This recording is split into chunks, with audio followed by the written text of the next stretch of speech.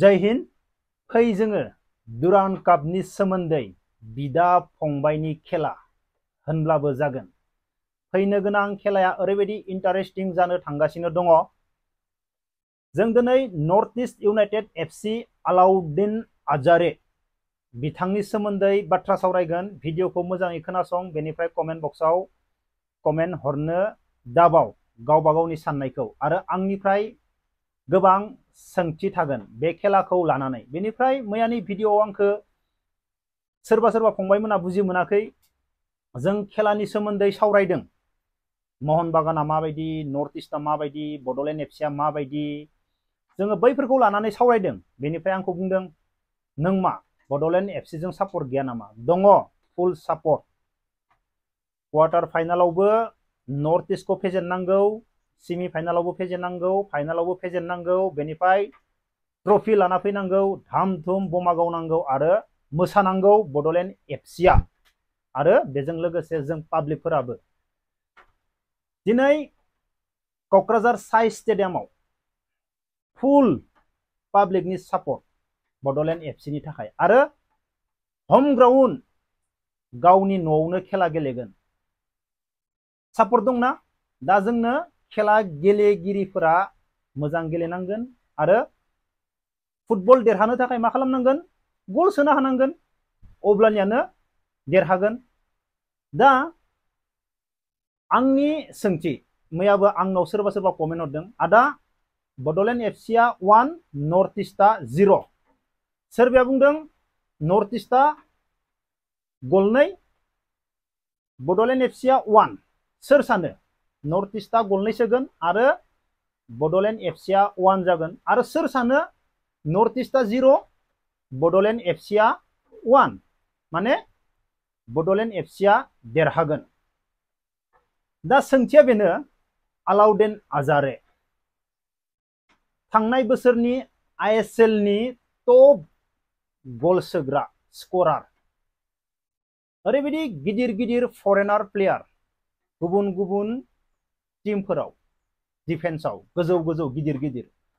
Alauddin आजारेया एसेबां नुनायाव गोजौ नंबावा, थेवब्लाबो बेनि थोंनै आथिं, आगसिनि आरो आगदानि, बिनिया मोननैबो सलियो गल सोनाय टाइमाव।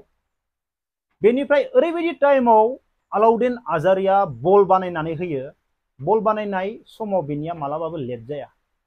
डिफेन्सआ मोनफायस्लाबा, डिफेन्सखौ फैस्लाबनो होआ।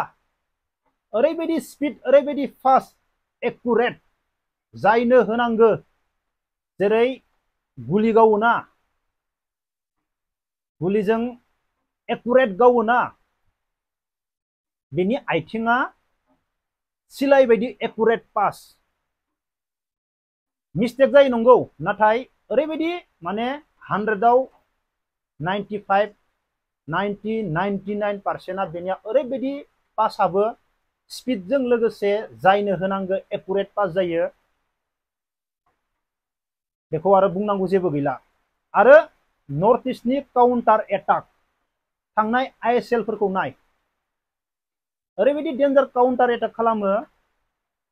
आलाउद्दिन आजारेनि आथिङाव काउन्टार एटाक खालामनो थाखाय बल मोनबाय। भाई बेखौ दा बड'लेण्ड एफसिआ माबायदि बासायगोन? बड'लेण्ड एफसिआ जेब्ला गल सोनो थाखाय सिगांथिं फैगोन, एटाक खालामगोन, अब्लानिया बोरैबा काउन्टार एटाक जाफ्लांबाय आलाउद्दिन आजारे आरो बेजों लोगोसे जितिन एमएस, खारनायाथ' खुनु कमि गैया। अब्लानिया बे काउन्टार एटाकखौ बासायनो थाखाय बड'लेण्ड एफसिआ ओरैबायदि स्ट्रं जानांगोन, आलाउद्दिन आजारेनि बलखौ सेनो थाखाय। मानो होनोब्ला जोङो मोनफ्रोमबो खेलायावनो नुगासिनो दङ, थांनाय आइएसएलनिफ्राय लानानै आलाउद्दिन आजारेनि गल सोनायफोरखौ। ओरैबायदि स्पिड, ओरैबायदि फास्ट, ओरैबायदि तागत।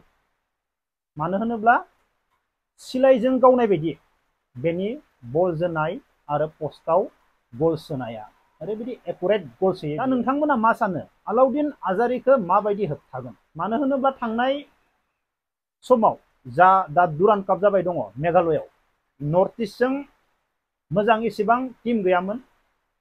नर्थ इस्टआबो मा खालामदों प्लेयार्सफोरखौ चेन्ज खालाम गेलेदों। जाय खेलाखौ नर्थ इस्टआ गेलेयो अरिजिनेल खेला बै खेलाखौ बिसोरो दाखालिबावै मेघालयआव गेलेयाखै आरो दाखालिबावै मेघालयआव गेलेनाय बायदि खेलाया बड'लेण्ड एफसिजों जायोब्ला नर्थ इस्टआ जेनगोन डाउट गैया। नाथाय नर्थ इस्टनि खेलायादि बेफोरबायदि जागोन आं मालाबाबो साना। मानो होनोब्ला अलाउद्दिन आजारिया सोनो थाखाय जुजिबायानो थायो। गाव सोनो हायाब्लाबो गुबुननो ओरैबायदि मोजां पास खालामना होयो बेयो बे हारसिङैनो माने खेलाखौ गल सोनो थाखाय जुजिखायो। बे बलल' मोननांगौ बेनो आथिङाव अब्लानो बियो गल सोनो थाखाय जुजियो आरो बेखौ हमथानायाबो सहस नङा। अब्ला अलाउद्दिन आजारिया गल सोआलासिनो थागोन ना बेयो ओरैनो बे आगसि आरो आगदा आथिंखौ लानानै। अब्ला दा गासैबो सापर्टआ बड'लेण्ड एफसिनि हम ग्राउन्ड पाब्लिकनि गासैबो दा बड'लेण्ड एफसिनि खेलाया तालमिल गल सोनो गोनां समाव ओरैबायदि तालमिल बे तालमिला भुलावबो गोरोन्थि जानो मोननाय नङा। मानो होनोब्ला नर्थ इस्टनि अलाउद्दिन आजारिजों गुबुन प्लेयार्सफोरजों गल सोनो गोनाङाव बिराद तालमिल ओरैबायदि स्पिड वान टाच पास खालामना होयो। बिनि थाखायनो अलाउद्दिन आजारिया दिनैसिम गल सोगासिनो दङ आरो गुबुन प्लेयार्सफोराबो अलाउद्दिन आजारिनि बलखौ लानानै गल सोगासिनो दङ। दा जोंनि बड'लेण्ड एफसिनियाबो तालमिला जेब्ला मोजां जागोन अब्लानिया 100% नर्थ इस्टखौ गल सोनो हागोन।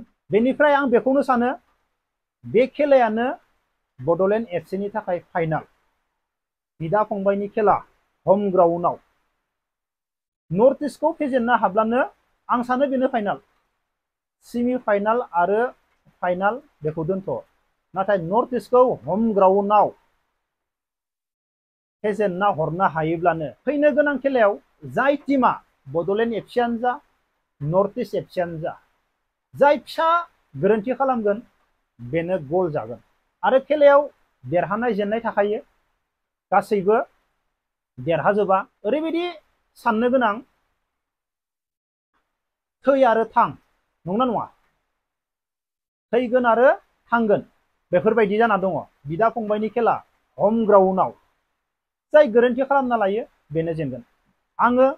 जोङो बड'लेण्ड एफसिजों फुल सापर्ट मानसिफोरनि सापर्ट आरो ग्राउन्डबो सापर्ट दङ।